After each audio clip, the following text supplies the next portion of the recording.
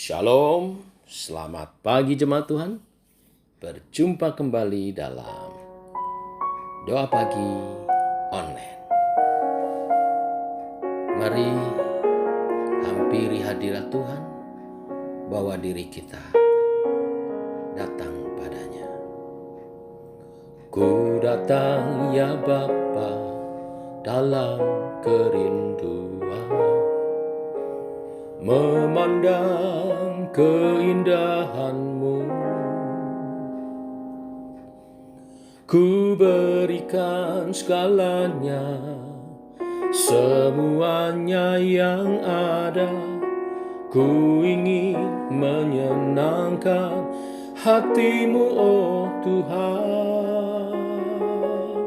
Jadikan aku indah yang Kau pandang mulia, seturut karya-Mu di dalam hidupku.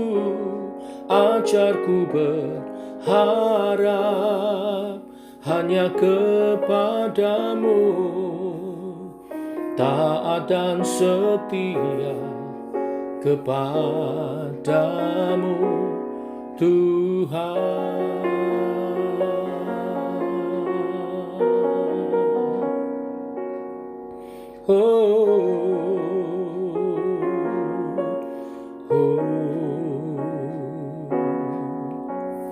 Ku datang ya Bapa dalam kerinduan, memandang keindahan-Mu.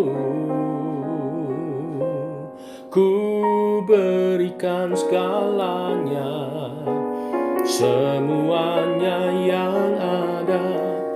Ku ingin menyenangkan hati-Mu, oh Tuhan.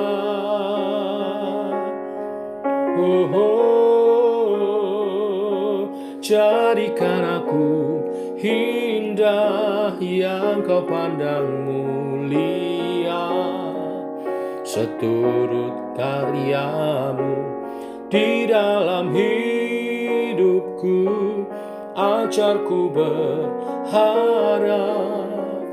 hanya kepadamu,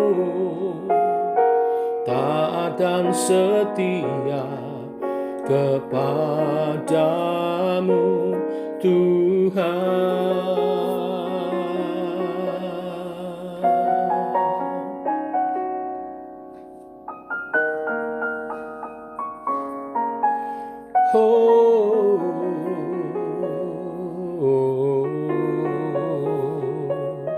Jadikan aku indah yang Kau pandang mulia, seturut karya-Mu di dalam hidupku.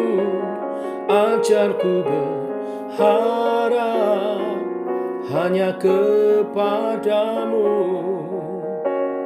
taat dan setia kepadamu Tuhan. Taat dan setia kepadamu Tuhan. Taat dan setia kepadamu Tuhan.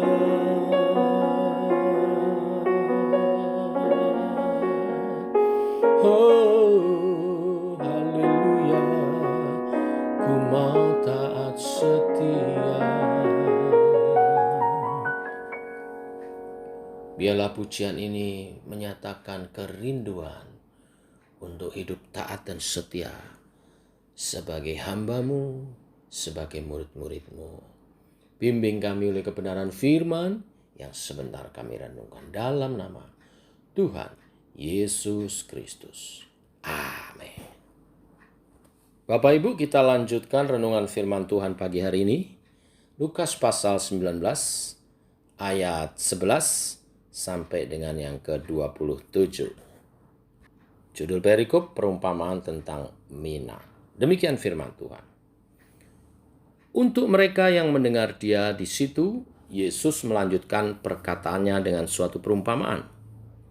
Sebab ia sudah dekat Yerusalem, dan mereka menyangka bahwa kerajaan Allah akan segera kelihatan. Maka ia berkata, ada seorang bangsawan berangkat ke sebuah negeri yang jauh untuk dinobatkan menjadi raja di situ, dan setelah itu baru kembali. Ia memanggil 10 orang hambanya dan memberikan 10 mina kepada mereka, katanya, pakailah ini untuk berdagang sampai aku datang kembali. Akan tetapi orang-orang sebangsanya membenci dia, lalu mengirimkan utusan menyusul dia untuk mengatakan, kami tidak mau orang ini menjadi raja atas kami. Dan terjadilah ketika ia kembali, setelah ia dinobatkan menjadi raja, ia menyuruh memanggil hamba-hambanya yang telah diberinya uang itu untuk mengetahui berapa hasil dagang mereka masing-masing. Orang yang pertama datang dan berkata, Tuan, mina Tuan yang satu itu telah menghasilkan 10 mina. Katanya kepada orang itu, baik sekali perbuatanmu itu. Hei hamba yang baik, engkau telah setia dalam perkara kecil, karena itu terimalah kuasa atas 10 kota. Datanglah yang kedua dan berkata, Tuan, mina Tuan telah menghasilkan 5 mina. Katanya kepada orang itu, dan engkau kuasailah 5 kota. Dan hamba yang ketiga datang dan berkata, Tuan, inilah mina Tuan. Aku telah menyimpannya dalam sapu tangan. Sebab aku takut akan Tuan, karena Tuan adalah manusia yang keras. Tuan mengambil apa yang tidak pernah Tuan taruh, dan Tuan menuai apa yang tidak Tuan tabur. Katanya kepada orang itu, hei hamba yang jahat, aku akan menghakimi engkau menurut perkataanmu sendiri. Engkau sudah tahu bahwa aku adalah orang yang keras, yang mengambil apa yang tidak pernah aku taruh, dan menuai apa yang tidak aku tabur. Jika demikian, mengapa uangku itu tidak kau berikan kepada orang yang menjalankan uang? Maka sekembalinya aku dapat mengambilnya, serta dengan bunganya. Lalu katanya kepada orang-orang yang berdiri di situ, ambillah mina yang satu itu daripadanya dan berikanlah kepada orang yang mempunyai 10 mina itu. Kata mereka kepadanya, Tuan, ia sudah mempunyai 10 mina. Jawabnya, aku berkata kepadamu, setiap orang yang mempunyai, kepadanya akan diberi. Tetapi siapa yang tidak mempunyai, daripadanya akan diambil juga apa yang ada padanya. Akan tetapi semua seteruku ini yang tidak suka aku menjadi rajanya, bawalah mereka kemari dan bunuhlah mereka di depan mataku. Amin. Peristiwa ini mungkin terjadi setelah Yesus dari rumah Sakeus, di mana dijelaskan di sebelumnya Yesus mampir ke rumah Sakeus dalam perjalanannya dari Yeriko ke Yerusalem. Ia memberikan sebuah perumpamaan kepada orang banyak yang mengikut dia dalam perjalanan itu. Perumpamaan ini diberikan untuk mengantisipasi pemahaman yang salah dari pengikut-pengikut Yesus yang menyangka bahwa setelah mereka dekat Yerusalem, mereka akan segera melihat kerajaan Allah, seperti yang ditulis di ayat 11. Maka Yesus memberi perumpamaan ini. Ada seorang bangsawan yang akan berangkat ke sebuah negeri untuk dinobatkan sebagai raja. Sebelum pergi, ia menitipkan uang mina, 10 mina kepada 10 hamba-hambanya. Tuhan itu berpesan agar mereka menggunakan uang itu untuk berdagang sampai ia kembali. Sekembalinya, sang bangsawan yang telah dilantik menjadi raja meminta pertanggungan jawab dari hamba-hambanya itu. Orang pertama dan kedua melaporkan hal atau hasil yang positif karena berhasil memaksimalkan uang itu. Namun, orang ketiga hanya menyimpannya dan mengembalikannya kepada raja. Hal itu dilakukannya karena ia takut kepada raja. Alhasil raja menghukum orang ketiga yang jahat di matanya.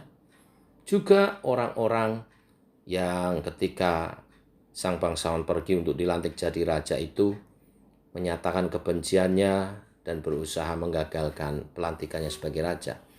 Ia menghukum mereka semua. Apa yang kita bisa ambil dari kisah ini? Yang pertama, hal kerajaan surga adalah berbicara tentang kehidupan. Kehidupan di mana nanti kelak Yesus akan menjadi raja di atas segala raja. Yesus pergi ke surga dan nanti akan datang kedua kali ke dunia ini menjadi raja di atas segala raja. Sebelum dia pergi, dia mempercayakan kuasa kepada gerejanya. Yesus ingin setiap kita mengerjakan kepercayaan yang Tuhan berikan. Baik itu talenta, karunia, maupun keselamatan kita untuk dikembangkan. Sang Raja ingin orang-orang kepercayaannya, gerejanya produktif dalam melayani. Terkadang kita cenderung seperti orang ketiga dalam hal rohani. Kita hanya menyimpan talenta atau karunia itu. Kita pikir talenta karunia itu akan menjadi seperti deposito yang berbunga secara otomatis. Tidak demikian di dalam Tuhan. Keselamatan itu harus dikerjakan. Dan Tuhan menuntut ketika ia datang kedua kali nanti, pertanggungjawaban atas talenta karunia keselamatan yang kita peroleh. Inilah berita firman hari ini. Yesus akan datang kembali kedua kali sebagai raja di atas segala raja. Ia mengaruniakan segala karunia, talenta, dan keselamatan yang utama untuk kita kerjakan. Oleh karena itu mari kita tetap produktif melayani Tuhan sampai ia datang kembali. Mengerjakan keselamatan kita dalam takut dan gentar. Seperti ada Tuhan di sekitar kita. Allah Roh Kudus akan membimbing kita, memampukan kita. Antusiaslah, maksimalkan segala karunia talenta untuk melayani Tuhan. Bagikan keselamatan yang kita terima dengan cuma-cuma. Kita bagi dengan cuma-cuma. Menangkan jiwa-jiwa bagi Tuhan. Bangun kerajaannya. Dan kita akan makin dipercaya. Kelak di kerajaan 1000 tahun damai, milenium. Setiap kita dipercaya memerintah sebagai raja-raja. Dan Yesus sebagai raja di atas segala raja. Amin. Mari kita berdoa. Bapa, kami mengucap syukur buat kasih dan rahmat-Mu yang selalu baru, buat hari yang baru, hari yang limpah dengan berkat-Mu. Karena pagi hari ini kami bangun dalam sehat dan Kau memberkati dengan tuntunan-Mu, tuntunan kebenaran firman Tuhan. Sesungguhnya kami adalah orang-orang yang dianugerahi, diberkati keselamatan daripada Tuhan. Tidak hanya keselamatan, bahkan Engkau memperlengkapi kami dengan talenta dan karunia. Lebih-lebih daripada itu, Engkau bahkan memberi kami kuasa-Mu, kuasa Roh Kudus, untuk kami berkarya bagi Engkau. Biarlah kami mengerjakan keselamatan kami dalam takut dan gentar, dalam syukur kepada Tuhan, mengembangkan talenta karunia yang Kau berikan untuk memperluas kerajaan Allah, untuk melayani Tuhan, sampai Engkau datang kedua kali. Kami berdoa hari ini, berkatilah umat Tuhan. Yang sakit Engkau sembuhkan, yang lemah Engkau kuatkan, yang berduka Tuhan hiburkan. Tuhan, ada pertolongan yang daripada-Mu menolong kami, menyertai kami sehingga kami dimampukan untuk mengatasi segala problema kehidupan kami dan kami boleh dijumpai sebagai pemenang-pemenang. Kekuatan daripada-Mu, hikmat yang daripada-Mu akan menolong setiap kami hidup bijaksana. Sehingga setiap umat Tuhan semakin sehat, semakin kreatif, semakin produktif. Sehingga meraih keberhasilan dalam bidangnya masing-masing. Kami percaya itu Tuhan. Berkati anak-anak kami yang studi, yang bekerja, umat Tuhan yang bekerja, yang berusaha. Tuhan berkati. Sehingga meraih hasil terbaik. Nama Tuhan dimuliakan. Kehidupan umat-Mu menjadi kesaksian karena mereka berhasil bahkan menjadi pemimpin-pemimpin di bidangnya. Karena Engkau memanggil kami sebagai kepala-kepala bukan menjadi ekor. Engkau akan mengurapi dan menolong setiap pekerjaan kami. Yang sakit Engkau sembuhkan sekali lagi. Engkau beri kesehatan kami semua untuk memuliakan Tuhan, untuk melayani-Mu. Terima kasih Tuhan. Demikian sepanjang hari ini kami menyerahkan perjalanan hidup kami ke dalam pimpinan-Mu. Dalam nama Tuhan Yesus kami berdoa, kami mengucap syukur. Amin. Demikian saudara doa pagi kita. Selamat pagi, selamat berjalan bersama dengan Tuhan. Shalom, tetap semangat.